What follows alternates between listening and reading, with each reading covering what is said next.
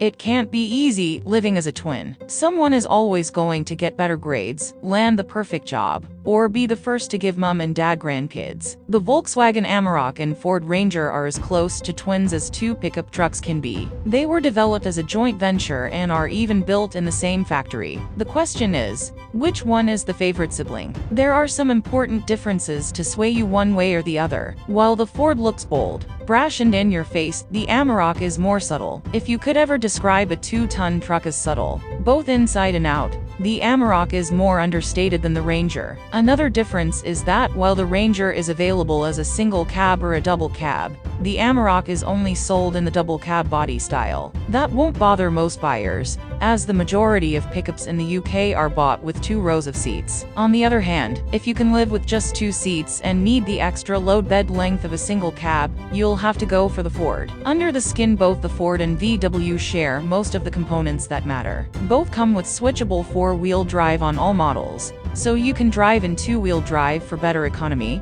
but switch to 4-wheel drive in bad weather. There's also a 4-wheel drive low ratio mode for serious off-roading. There are 3 engines available, all diesels. The range kicks off with a lower powered engine with a manual transmission. Then above that is a more powerful version with an automatic gearbox, which represents the best compromise on power and economy for most people. The Volkswagen Amarok is almost luxurious among pickup trucks, but you'd have to really need its rugged workhorse abilities to pick one over a conventional SUV. The third option is the most powerful, a 240 horsepower 3.0-liter engine. The extra performance is useful, especially if you tow a heavy trailer, but choosing this engine does push up the price. In fact, it's the only engine available on the top 2 specification levels.